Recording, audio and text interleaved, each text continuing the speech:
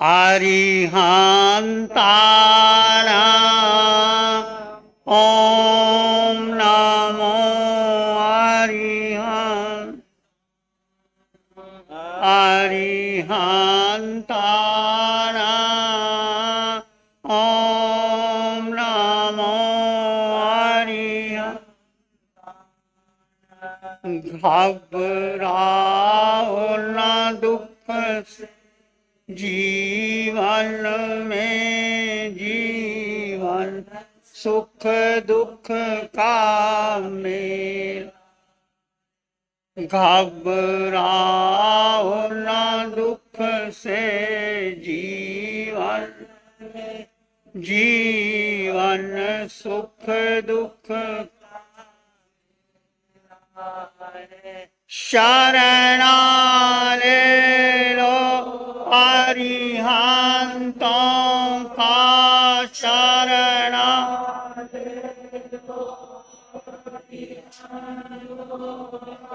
क्यों करता व्यर्थ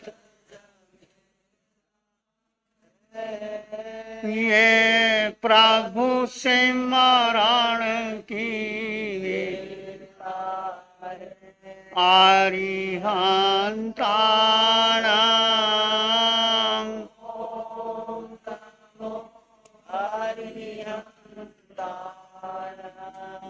अरिहंतानां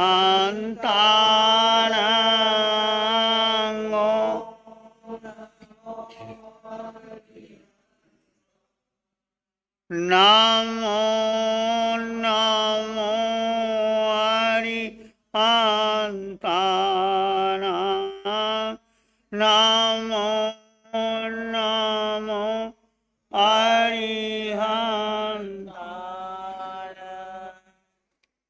अरिहंत परमात्मा महाविद्य क्षेत्र में विराजमान, जिनकी अनंत अनंत करुणा, अनंत मैत्री, अनंत ज्ञान, अनंत साधना को अनंत अनंत नमन, प्रार्थना, कृतज्ञता के भाव। शासनपति भगवान महावीर, जिनका धर्म संग, धर्म देशना हम इस पंचम काल में सुन रहे हैं। प्रभु महावीर सिद्ध बुद्ध और मुक्त हो गए हैं, परंतु उनकी वाणी, उनका ज्ञान, उनकी साधना, उनके सिद्धांत अहिंसा, सत्य, अनेकांतवाद, मैत्री परिपूर्ण विश्व को शांति दे सकती है यदि हम सिद्धांतों को अपना लें। प्रभु की अनंत करुणा, अनंत मैत्री, अनंत ज्ञान को अनंत अनंत नमन। आपके सामने उपासक दिशांग सूत्र की चर्चा चली। भगवान महावीर फरमाते हैं सम्मोसरण के अंदर, तीर्थंकर की वाणी समान होती है, कोई मतभेद नहीं होता है। चाहे भगवान ऋषभदेव की वाणी सुने, भगवान पार्श्वनाथ की, भगवान महावीर की, उनमें कोई भेद नहीं होता, एक ही बात होती है। कहते हैं 100 से आने एक मत, सभी ज्ञानी जनों की एक ही बात होती है, राय होती है। तो चर्चा भगवान ने 9 तत्व की है। तत्व जीव, अजीव, पुण्य, पाप, आश्रम, बंध, संभर, निद्रा और मोक्ष 9 तत्व है। जीव और अजीव के परिणमन, संयोग, नियमन, पराक्रम, उपलब्धि, फलश्रुति के रूप में पैदा होते हैं। जीव और कर्म का संबंध अनादिकाल से चला आ रहा है। कार्मन शरीर हमारे कर्म का खजाना है। आप कर्म करते हैं, कर्म करके भूल जाते हैं। सुबह कोई कर्म किया, शाम को भी आप भूल जाते हैं, आपको याद नहीं रहता। परंतु कर्म के संस्कार आपको नहीं भुलाता। वो संस्कार किसी ना किसी रूप में कार्मन शरीर पर चिपक जाते हैं और जन्मों जन्मों तक फल देते हैं। गस्सकुमाल के जीव ने कितने लाख पूर्व कर्म बांधे थे और कैसे उसका भुगतान हुआ था। भगवान महावीर ने किसी के कानों में सिक्का डलवाया था और कैसे उन्होंने भी कानों में डलवाने पड़े। हम देखते हैं कर्म किसी को छोड़ते नहीं। चाहे तीर्थंकरों के कर्म हो, केवली कोई भी हो कर्म, कर्म जो किया है आपको उसका फल देना ही पड़ेगा। तो ये संस्कार, कर्म जो आप करते हैं, कर्म करके आप भूल जाते हैं। सुबह कर्म किया, किसी से मजाक किया, किसी से क्रोध किया, किसी का उपहास किया, तो याद ही नहीं रहता कि मैंने क्या कहा था। पर वो संस्कार आपके कार्य शरीर पर इकट्ठे होते हैं। तो जैन धर्म चिंतन प्रधान धर्म है। उसने संसार से बचने के पूर्व जीव और कर्म की स्थिति क्या थी। कुछ लोग कहते हैं, ईश्वरवादी कहते हैं कि ईश्वर ने संसार बनाया और फिर जैसा कोई कर्म करता है वैसा फल देता है ईश्वर। पर ईश्वर ने संसार क्यों बनाया, कर्म का फल कैसे देता है, ईश्वर बैठा कौन हिसाब लगाता है ऊपर। क्रिश्चियनिटी कहती है कि एडम और ईव इस पृथ्वी पर आए, एडम ने ईव को उकसाया और फिर धरती पर मनुष्य उत्पन्न हुआ और उन्होंने फल खाया और संसार में आया। ऐसे बहुत से कर्म सिद्धांत को लेकर के, जीव को लेकर के मान्यताएं अलग अलग, परंतु जैन धर्म, जैन दर्शन मानता है कि कर्म और जीव का संबंध अनादिकाल से चला आ रहा। कब से चला आ रहा है? जब से जीव है। जीव कब से है? जीव की शुरुआत कब हुई? कोई बता नहीं सकता। इवन तीर्थंकर भी नहीं बता सकते कि जीव की शुरुआत कब। ऐसे कर्म जीव के साथ लगा। कर्म कब से लगा, जीव कब से लगा? अनादिकाल से जीव और कर्म का संबंध है। आत्मा स्वयं शुद्ध है, संपन्न है। आत्मा में 3 गुण है, soul is blissful, knowledgeful and truthful. आत्मा में ज्ञान है, आत्मा में सत्य है, आत्मा में शांति है। आत्मा शुद्ध थी, शुद्ध है, शुद्ध ही रहेगा, परंतु कार्बन शरीर आ जाता है और जीव को 4 गति 84 लाख जीवा योनियों में भ्रमण करना पड़ता है। इसलिए हम जो भी कर्म करते हैं सोच करके करना। इसलिए हमारे यहाँ आलोचना, प्रतिक्रमण, प्रायश्चित की विधि बताई। जब जब भी आप कर्म करो उसका प्रायश्चित करो, उसकी आलोचना करो। किसी से बात करते हुए देखो कि मैंने कोई कठोर शब्द तो नहीं बोला, कड़वा शब्द तो नहीं बोला, तीखा तो नहीं बोला। तीखे बोल सही कहता हूँ, सीना छलनी कर जाते हैं। तीखे बोल सही कहता हूँ, सीना छलनी कर जाते हैं। मर्रम प्यार का मिल जाए तो घाव हृदय के भर जाते हैं। मर्रम प्यार का मिल जाए तो घाव हृदय के भर जाते हैं। एक तीखा वचन, कहते हैं तलवार का, तील का, भाले का घाव तो मिट जाता है, परंतु किसी को तीखा वचन कह दिया जाए तो वापस नहीं आता। कौरवों और पांडवों का युद्ध हुआ। कहते हैं मूल कारण क्या था? द्रौपदी। जब दुर्योधन देखने लगा, ऐसा वो बताया गया था, जहां पानी था उसको पता नहीं लगा, जहाँ जल नहीं था उसने अपने वस्त्र ऊपर कर लिए। द्रौपदी ऊपर खड़ी थी, वो हंसी और क्या कहा उसने? पकड़कर हाथ में लकड़ी करो इमदाद अंधे की। पकड़कर हाथ में लकड़ी करो इमदाद अंधे की। ये अंधा तो नहीं मगर औलाद अंधे की।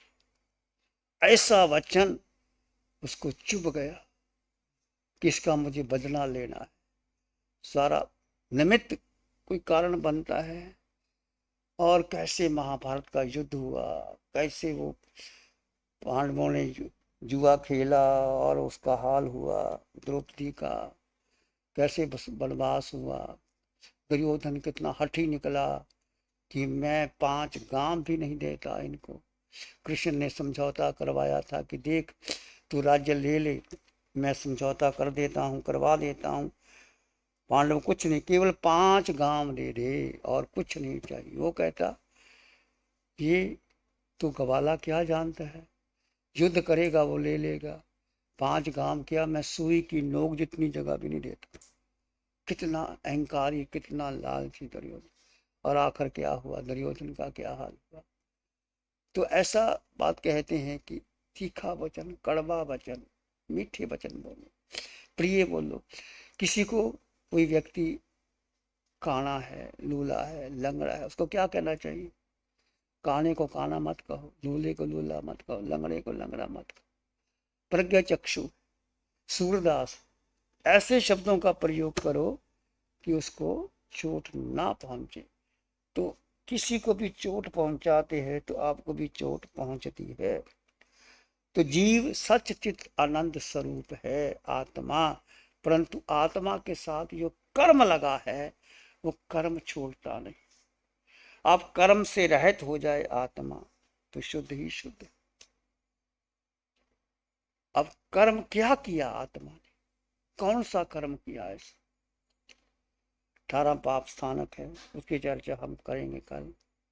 मूलतः जीव ने एक ही पाप किया, एक पाप किया जीव, भूल की, पाप की। वो कौन सा पाप था? मिथ्या दर्शन, जो 18 पाप स्थानकों का मूल है, जड़ है। मिथ्या दर्शन, मिथ्यात्व के 10 भेद आते हैं। धर्म को अधर्म समझना, और जीव को अजीव समझना, अजीव को जीव समझना। जीव ने अपनी शक्ति, जिसके पास अनंत ज्ञान, अनंत दर्शन, अनंत सुख, अनंत शक्ति है, तो सारी शक्ति किसको दे दी? अपने पिंड को, अपने शरीर को। शरीर का मतलब, शरीर में क्या है? मन है, बुद्धि है, इंद्रियां हैं, उनको दे दी। और मन बलवान हो गया, बुद्धि बलवान हो गई, इंद्रियां बलवान हो गई। इस कारण जीव 4 गति 84 लाख में चक्कर काट रहा है। एक ही पाप जो हम 4 गति 84 लाख जीवाजन में भ्रमण कर रहे हैं। नरकों में गए, पशु पक्षी बने, मनुष्य बने, देव गति गए। बस एक भूल, एक पाप, मिथ्या दर्शन। जीव अपने को भूल गया और पर को अपना मान लिया। पर को अपना मानोगे तो क्या होगा? तुम्हारा अपना घर छोड़ के पड़ोसी के घर में जाओगे तो पड़ोसी घुसने देगा?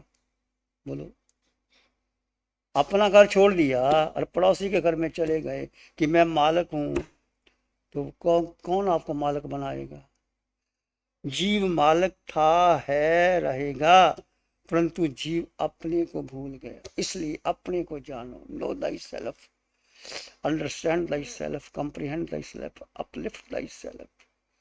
स्वरूप का बोध इस पंचम काल में अरिहंत परमात्मा की अनंत अनंत कृपा से हमें मिला है। और आप भी स्वरूप बोध को प्राप्त करने के लिए समय समय पर ध्यान शिविर लगते हैं। नासिक में, पंजाब में, कॉन्फ्रेंस भवन में, कई जगह लगते हैं। और यदि आप अपने स्वरूप का बोध प्राप्त करना है तो कम से कम 10 दिन, 4 दिन का शिविर करो, क्योंकि आपको पता लगेगा 2 तत्व, एक है व्यक्तित्व, एक है अस्तित्व। हम पूरा जीवन व्यक्तित्व को निभाने में लगा देते। देखिए, चाहे साधु है, श्रावक है, व्यक्तित्व का निर्माण करने के लिए साधु है, चतुर्मास बढ़िया होना चाहिए, प्रवचन बढ़िया होना चाहिए, पुस्तकें छपनी चाहिए, भक्त बनने चाहिए। हम सारा जिंदगी ऐसे लगा देते।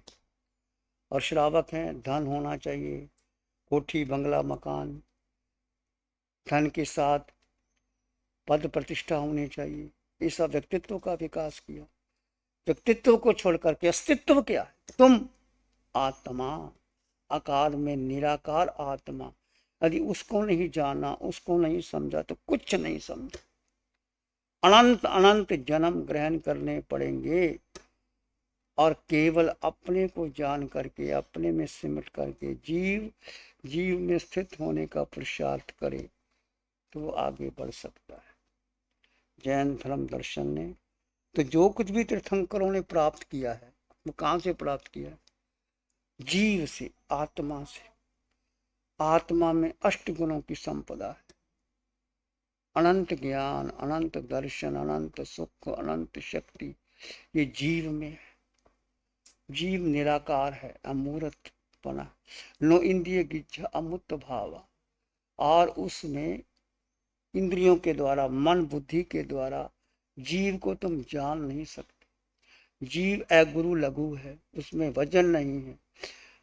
शरीर का वजन होता है, आत्मा का वजन नहीं होता। क्षायक समकद अटल गाना, अष्ट गुणों से संपन्न ये जीव इतनी सामर्थ्य है, इतनी योग्यता है। ये जीव सिद्ध बन सकता है, अरिहंत बन सकता है, केवली बन सकता है। परंतु जीव की एक भूल 4 गति 84 लाख जीवा योनियों में भ्रमण कर रहा है। तो आप तीर्थंकर भगवंतों के जीवन को देखो, कैसे उन्होंने, आप चाहे किसी भगवान की प्रतिमा को देखोगे, आंखें झुकी है, और भीतर क्या कौशक में है, या बैठ के कौशक करते हैं या खड़े होकर कौशक करते हैं। आकार में निराकार में स्थित हो जाते हैं, और स्थित होकर के वो 48 मिनट मोह टूट जाता है तो केवल ज्ञान प्रकट हो जाता है। वो प्रकट कहाँ हो जाता है? जब उनका मल विक्षेप, राग द्वेष, मिथ्यात्व और मोह खत्म हो जाता है तो सिद्ध बुद्ध हो जाता है। तो आत्म शांति का केंद्र कहीं बाहर नहीं है, वो तुम्हारे भीतर है। Happiness lies within, not outside at all. शांति कहीं बाहर है ही नहीं, शांति तुम्हारे भीतर है, क्योंकि जीव में अनंत सुख भरा पड़ा है। परंतु हम देखते नहीं, हम पहचानते नहीं। हम साता को सुख मान लेते हैं, सुख भूल ही जाते हैं। साता क्या है? आपको गर्मी लगी, आपने पंखा ऑन कर दिया, आपको भूख लगी, आपने भोजन कर लिया, आपका मन उचाट हो गया, आपने पिक्चर देख ली, आप बाहर चले गए, घूमने चले गए, तो लगा आप मैं बहुत सुखी हो गया। क्या आप सुखी हो गए? नहीं, बिल्कुल सुखी नहीं हुए। थोड़ी देर के बाद आप चाहे भ्रमण करके आते हैं, चाहे भोजन करके आते हैं, चाहे बैठते हैं, इंद्रियों को साता मिलती है परंतु सुख नहीं। तो ये जीव और कर्म का संबंध अनादिकाल से। कर्म जीव की भूल के कारण जीव अनादिकाल से 4 गति 84 लाख जीवा योनियों में भ्रमण करता है। जीव अजीव, पुण्य और पाप। अगला तत्व है पुण्य और पाप। पुण्य क्या है? जब अधिक पाप होता है, अधिक पाप होता है तो नरक गति में जाना पड़ता है, और उससे कम पाप होता है तो पशु गति में जाना पड़ता है, उससे कम होता है तो मनुष्य जाना पड़ता है। पुण्य अधिक होता है और पाप कम होता है तो देव गति में जाना पड़ता है। आप देखते हैं कि देव गति में पुण्य ही पुण्य है, परंतु देव गति में भी ऐसे देव हैं जो देव इंद्र जैसा चाहे उसको वैसा काम करना पड़ता है, उसको हुक्म बजाना पड़ता है। समान देव नहीं होते, और समृद्धिशाली देव भी होते हैं, नौकर की तरह रहने वाले भी होते हैं, उनका पुण्य कम होता है। पशु पक्षी को देखो, पशु पाप के कारण पशु बनता है, कुत्ता बिल्ली जो भी है, परंतु आप देखते हैं कुछ पशु या पक्षी, वो अमीर लोग, चाहे कुत्ता है चाहे वो, उसको गाड़ी में घूमते हैं, उनको नौकर रखे हैं, उनको स्नान कराया जाता है, उनको बढ़िया भोजन दिया जाता है तो वो पाप जो नहीं, परंतु पुण्य भी ऐसा किया है कि उनका जीवन मनुष्य से भी बढ़ करके है। और पाप तो है परंतु पुण्य है। ऐसे मनुष्य के पास रिद्धि है, सिद्धि है, उत्तम कुल है, सब कुछ है, परंतु कुछ मनुष्य ऐसे हैं जो दरिद्र हैं, जिनको भोजन भी बड़ी मुश्किल से मिलता है, बहुत मेहनत करने के बाद भोजन मिलता है। तो चार गतियों में पुण्य भी है और पाप भी। कहीं पुण्य अधिक है, कहीं पाप अधिक है, और पुण्य और पाप के कारण नरक गति, त्रियंच गति, मनुष्य गति और देव गति बनती। संत किसी को भी राग देशात्मक दृष्टि से नहीं देखते। महात्मा बुद्ध जब उनको पता लगा कि उसके पिता को बताया गया कि या तो आपका बेटा सन्यासी होगा या बहुत बड़ा चक्रवर्ती होगा, तो उसके पिता ने सारे उपाय खोज लिए, इसको कहीं दुख ना हो, कहीं पीड़ा ना हो। कहते हैं उसकी शैया पर जो फूल रखे जाते थे, कोई कुमलाया हुआ फूल, उसको निकाल दिया जाता था। तो घटना घटती है, गौतम राजकुमार थे, रथ पर सवार होकर के जा रहे थे। उसने एक व्यक्ति को देखा, बूढ़ा व्यक्ति लाठी लेके चल रहा है, कमर झुकी हुई है। तो उसने कहा, ये व्यक्ति पूछा सारथी से, ये व्यक्ति की क्या हो गया है, टेढ़ा क्यों हो गया है, झुक क्यों गई है? तो सारथी ने कहा, राजकुमार, व्यक्ति बूढ़ा हो गया है, कमर झुक गई है।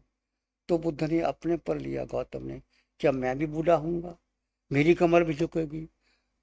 उसने कहा, सारथी ने, नहीं, 70 वर्ष के बाद, 80 वर्ष के बाद आप, अभी नहीं। तो कहने लगे, जब बूढ़ा होना 70 वर्ष के बाद, तो मैं अभी बूढ़ा हो गया।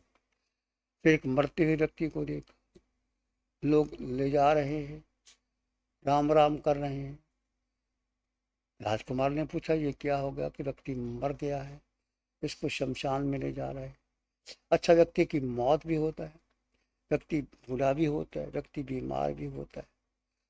तो बुद्ध ने देखा कि व्यक्ति बूढ़ा भी होता है, बीमार भी होता है, मरता भी है।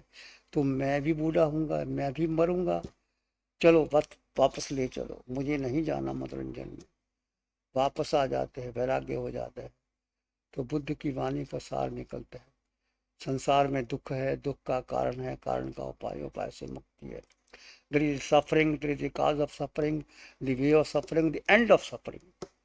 दुख, दुख का कारण, कारण का उपाय, उपाय से मुक्ति। तो बुद्ध ने इस दृष्टि से देखा दुनिया को। हम भी देखते हैं, आप भी जाते हैं, किसी घर में मौत हो जाती है तो क्या होता है, थोड़ी देर के लिए आप बैठते हैं, शमशान में चले जाते हैं, वापस घर में आते हैं, भूख लगती है, खाना बनाओ, वो तो चला ही गया। आप तो ऐसा हमारा जो वैराग्य क्या, मसानियाँ वैराग्य कहती हैं, गए शमशान में, छोड़ा है और आपस धंधे में लग गए। परंतु ऐसा नहीं करना चाहिए। मौत कभी भी आ सकती है, किसी समय, कभी भी। जब कोई किसी की अर्थी निकले, किसी की मौत आए, तो समझना कि उसकी अर्थी निकली है तो मेरी भी निकलेगी, उसकी मौत हुई है तो मेरी भी मौत होगी। वो व्यक्ति बूढ़ा होता है तो मैं भी बूढ़ा हूँ, वो व्यक्ति रोग हुआ तो मुझे भी होगा।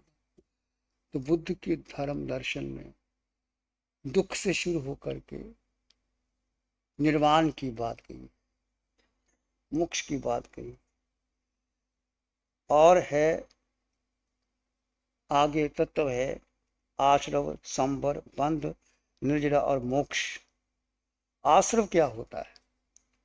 जैसे आपने मकान खुला छोड़ दिया, खिड़कियां खुली, तो उसमें हवा के परमाणु, गंदगी आती रहती, ये आश्रव है।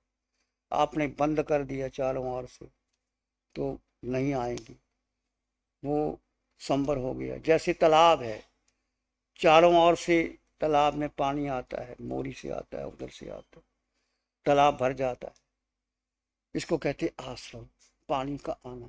24 घंटे यदि हम आश्रम में रहते हैं, कर्म बंद होता रहता है। और संवर क्या है, उस द्वार जो पानी के आ रहे हैं उसको बंद कर दो, और जो पानी है उसको उलीच डालो मशीन के द्वारा या सूरज के द्वारा, तो बंद हो जाता है, बंद हो जाता है, उलीचना निर्जला हो जाती है। आसर, संभर और बंद, बंद के बाद निर्जला। तो हमारे जीवन में आश्रम 24 घंटे देखो आप खुले हैं, उठते बैठते चलते सोते खाते पीते, कहीं कर्मों का बंध तो नहीं हो रहा। कर्मों का बंधन ना हो इसका पूर्ण विवेक रखे, यत्ना से चले यत्ना से बैठे, भगवान यत्ना को धर्म का विवेक, उठो बैठो चलो सो खाओ पियो, विवेक रखो। विवेक ही धर्म है, विवेक ही धर्म है। विवेक रखोगे, जड़ जीव का भेद करोगे, दो तत्व जुदा जुदा है, तो आपको कर्म नहीं लगेंगे, पाप कर्म का बंध नहीं होगा। और आगे है निर्जला। निर्जला के दो भी, सकाम निर्जला और अकाम निर्जला। एक निर्जला सहज में हो रही है, जैसे आप देखते हैं ये वृक्ष है, वर्षा होती है, पशु पक्षी आके बैठते हैं, वृक्ष कुछ नहीं कर सकते, इनकी अकाम निर्जला चलती रहती है। पक्षियों को देखो, एक ही डाली पर रात को 12 घंटे बैठे रहते हैं, हिलते भी नहीं, उनकी अकाम निर्जला होती। सकाम निर्जला किसकी होती है? जब आप तप करते हैं, 12 प्रकार का तप, अनशन से लेकर कौशक ध्यान कौशक तक, तप करते हैं, ध्यान करते हैं, कौशक करते हैं और आलोचना प्रतिक्रमण प्रायश्चित करते हैं, तो ये सकाम निर्जला। निर्जला से फिर आप जो कर्म बांधे हैं वो छूट जाते हैं, और निर्जला से फिर मोक्ष। आप सर्कल में रखिए, इधर है जीव, उधर है मोक्ष। सर्कल में रखेंगे तो जीव और मोक्ष साथ आ जाएंगे, क्योंकि जीव कर्म का बंध हुआ, बंद होने पर अजीव का जीव से बंद हो गया, फिर आश्रव, फिर संभव, फिर बंद, पुण्य और पाप, आश्रव बंद संभव निर्जला और मोक्ष। मोक्ष कब होता है? The destruction of all the karmas, that is called nirvana, मोक्ष। एक कर्म भी बाकी ना बचे, वो है मोक्ष। तो हमारे जीवन का लक्ष्य क्या है? मोक्ष। सब ने मोक्ष जाना है। मैं जीवात्मा हूँ, मेरा घर सिद्धालय है, मुझे निश्चित निश्चित निश्चित मोक्ष जाना है। ये है आपका अटल विश्वास, अटल श्रद्धा कि मुझे मोक्ष जाना है, मोक्ष मुझे प्राप्त करना है। इस प्रकार आप 9 तत्व का संक्षेप में वर्णन किया, इसकी चर्चा फिर करेंगे आगे। ध्यान करें, आंखें बंद, मन वचन काया शांत, शरीर शांत, विचार शांत, सृष्टि शांत, वातावरण शांत, हर दिशा हर किनारा शांत शांत शांत। सर के सिरे से पांव के अंगूठे तक अपने भीतर शुद्ध चेतना का एहसास कीजिए।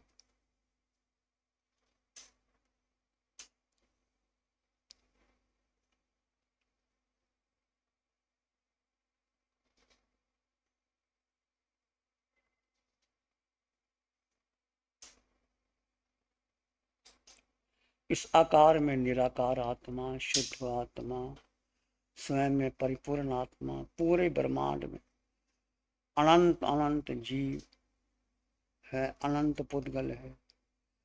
जीव जीव में ठहर जाए, जीव पुद्गल से आकर्षित ना हो तो कर्मों का बंधन नहीं होता। जीव पुद्गल में चला जाए तो कर्मों का बंध होता है, और संसार में जीव 4 गति 84 लाख जीवा योनियों में भ्रमण करता।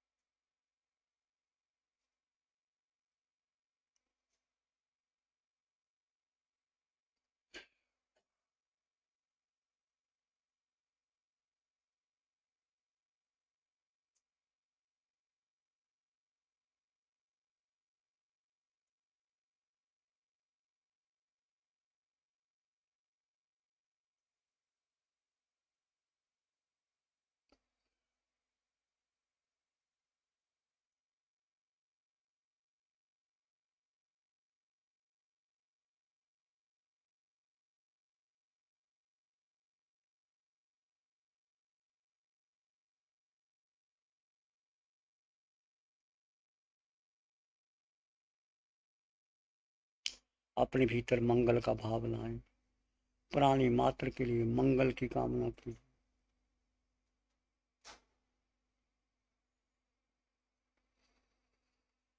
मन मानस में प्यार ही उर्मिल उर्मिल हो, रोम रोम से ध्वनि उठे, जन जन मंगल हो, सबका मंगल हो, तेरा मंगल हो, जन जन मंगल हो, सबका मंगल हो, सबका भला हो, सबका मंगल हो, सबका शुभ हो।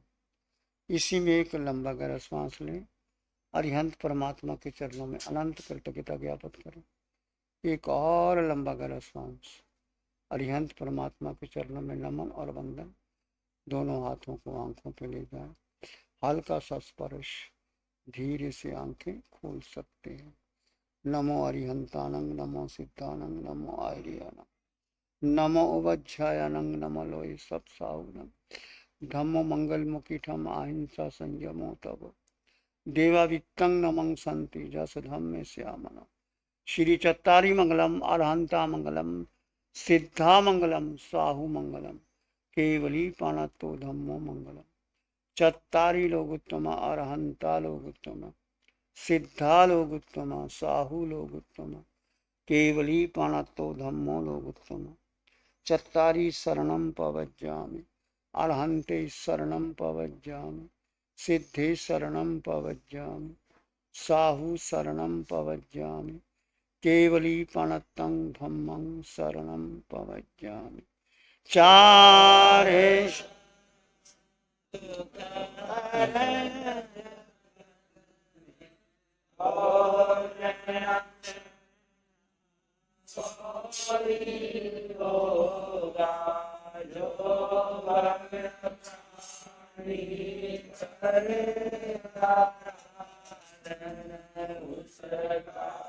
अजर उसका सदा